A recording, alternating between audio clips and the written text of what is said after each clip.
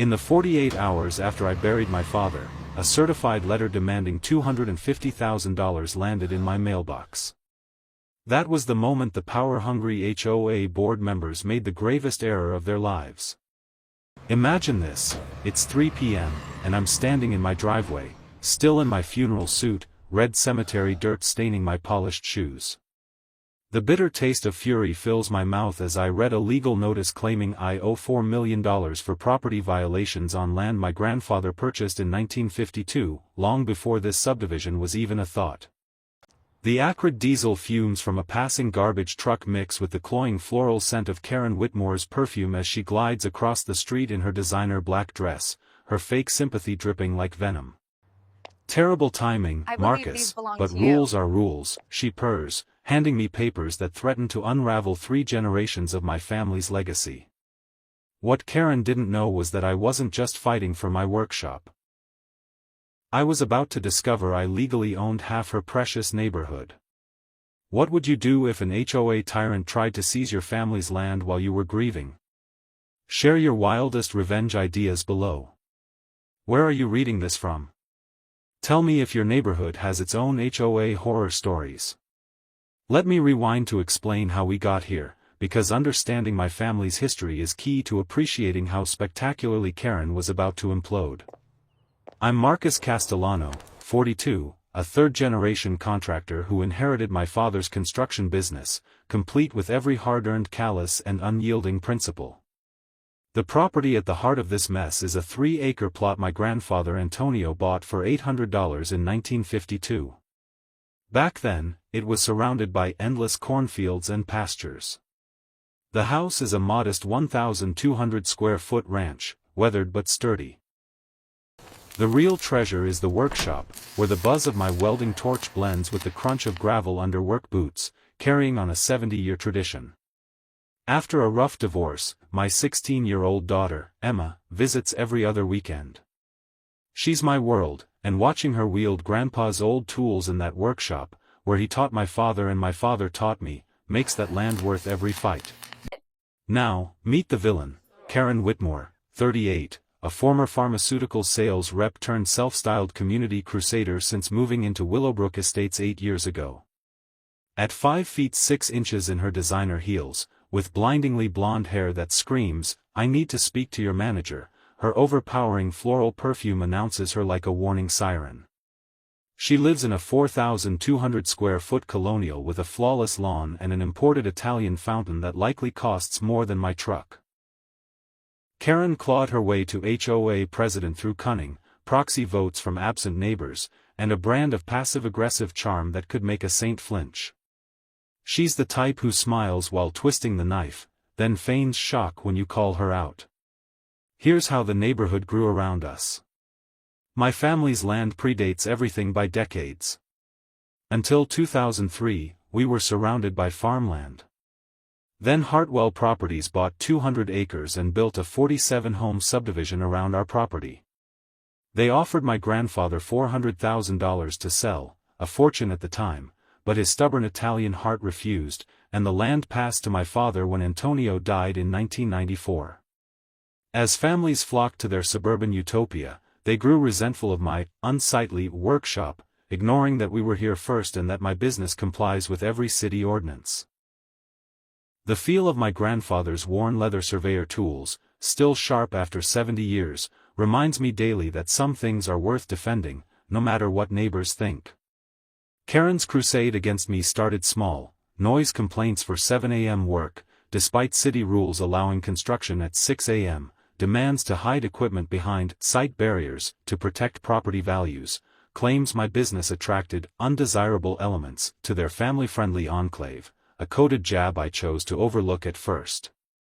Her harassment grew methodical. She sicked city inspectors on me 6 times in 3 months, fishing for violations. They found nothing, because there was nothing to find. My operation is legal, permitted, and professional. But Karen wasn't done. The final blow came with that $250,000 fine for unauthorized structures and environmental violations, delivered the morning of my father's funeral, as I grappled with the loss of the man who taught me honor and hard work. That's when this saga truly began.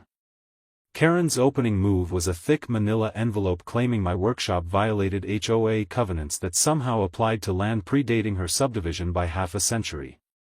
She demanded the demolition of unpermitted structures, including my grandfather's 1952 workshop, built when permits were for fishing, not building. The threat was clear: $500 daily fines, plus legal fees, with a 30-day deadline. I could almost hear Karen's smug chuckle as her printer churned out legal threats like a factory.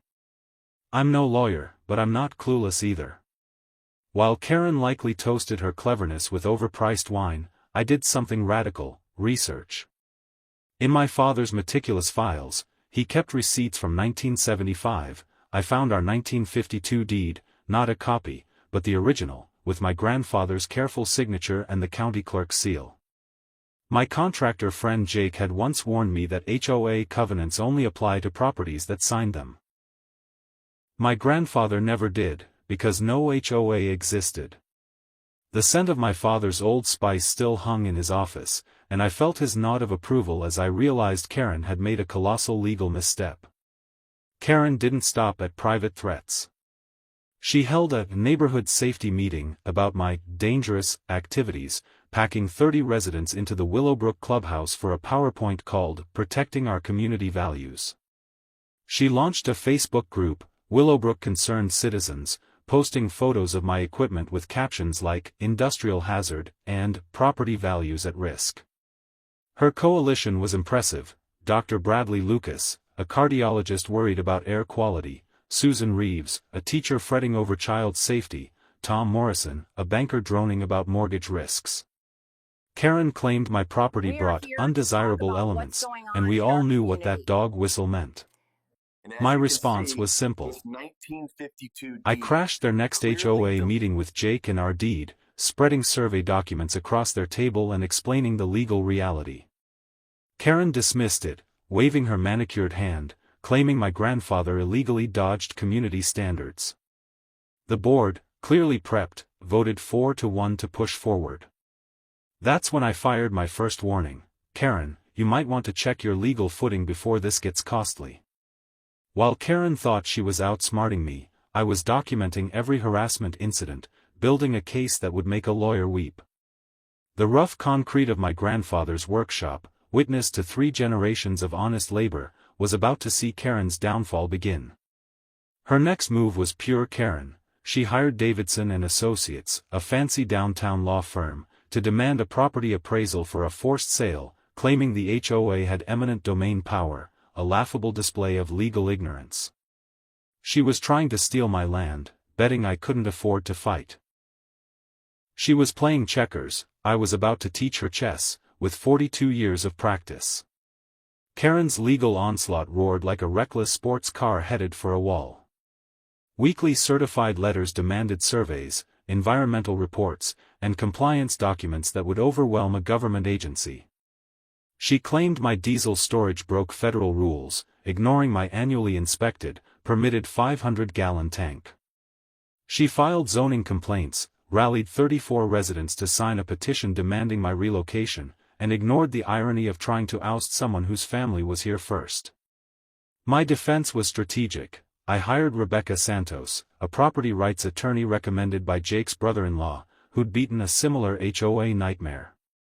Her advice was gold: document everything, trust nothing, show no weakness. I installed security cameras, logged every harassment, and filed counter-complaints for defamation. My father taught me that the best way to beat a bully is to let them trip over their own arrogance. Karen's next win was finding that my workshop's 1998 storage shed lacked a modern permit, a technicality, since it predated current rules. She acted like she'd struck gold, gloating at the HOA meeting about her victory. The city's code officer, Dave, a friend of my father's, issued a $50,000 fine and removal order because he had to. Karen celebrated, unaware I'd been digging through county records under buzzing fluorescent lights, unearthing a game-changer. The 2003 subdivision plat maps showed Hartwell Properties mistakenly included 0.3 acres of my land in their plan, land they didn't own. Better yet, 12 houses, including parts of 1247 and 1251 Maple Lane, and the HOA's playground sat on my property. In a dusty 1953 water rights file, I found my grandfather's exclusive claim to the spring feeding the neighborhood sprinklers, retention pond, and Karen's precious fountain. She'd been stealing my water for 8 years to keep her suburb pristine. I kept quiet, per Rebecca's advice, and hired a survey team to confirm the encroachments with GPS precision. Karen's gazebo crossed my property line by 8 feet. While she thought she was winning, I held evidence that could force half the neighborhood to move their homes. Karen's escalation to federal agencies was like calling an airstrike on herself. She reported me to the health department, fire department, zoning board, and EPA, claiming my business was a safety hazard. Inspectors found nothing, my workshop was up to code, my permits valid, my environmental compliance impeccable. Karen accused them of corruption, demanding state-level re-inspections. Her city council meltdown was epic, a desperate display of every Karen stereotype. Rebecca warned me about adverse possession. If neighbors used my land for 20 years without objection, they could claim it. With 2003 as the starting point, time was tight. Karen's media stunt, pitching me as a commercial threat to Channel 8 News, backfired when I calmly presented my deed, permits, and harassment timeline to reporter Jessica Mills. She aired HOA Overreach, Property Rights vs. Suburban Dreams, exposing Karen's campaign. Karen's response? She accused the station of bias. My public records request revealed the HOA spent $47,000 on legal fees against me, funded by neighbors' assessments. Residents were furious, demanding audits as their fees doubled with no road or landscaping improvements. Then came the bombshell: HOA bylaws required a president to be a 10-year resident. Karen, at 8 years, was invalid. Every action she'd taken was void. A $847 title search from Stewart Title Company was my ace. It showed Hartwell never secured road easements. Every Willowbrook home relied on my land for access. The HOA clubhouse, pool, and entrance were mine, too, due to a 2003 survey error affecting 31 homes. Rebecca nearly spilled her coffee. Marcus, you could shut down the neighborhood. Tax records showed I'd paid taxes on land others used, and insurers were flagging policies. Karen offered a desperate $75,000 for easements worth 10 times that, claiming it was a developer's innocent mistake.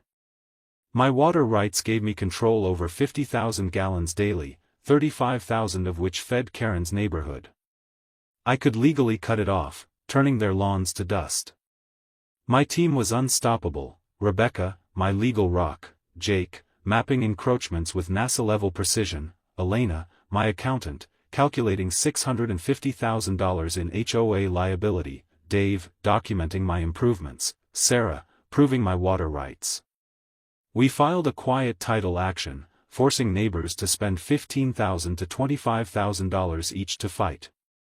I could demand rent for 8 years of trespass, plus water theft damages. Karen's desperation peaked at an HOA meeting, demanding a $500 per household assessment for her fight for the future.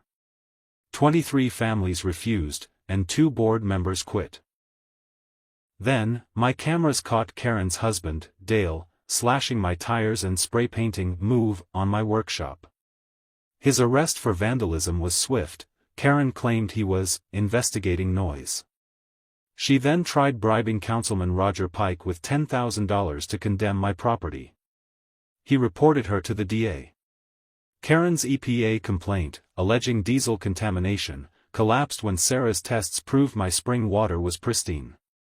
Filing false reports is a federal crime, and the FBI took notice. Channel 8 uncovered Karen's firing from her pharma job for falsifying data, shattering her integrity facade. A petition with 41 signatures ousted her. Her marriage crumbled, Dale plea bargained, and Karen faced prosecution. Her $3,000 PI, trailing me in a beat-up Civic, was no match for my cameras, which caught Tom Morrison dumping debris on my land to frame me. Tom confessed Karen's role, sealing her fate. At the packed Willowbrook Showdown Town Hall, Karen's shrill accusations of conspiracy flopped against my calm evidence: the 1952 deed, encroachment maps, water rights, and harassment records. I offered easements and water licensing, not destruction, earning applause.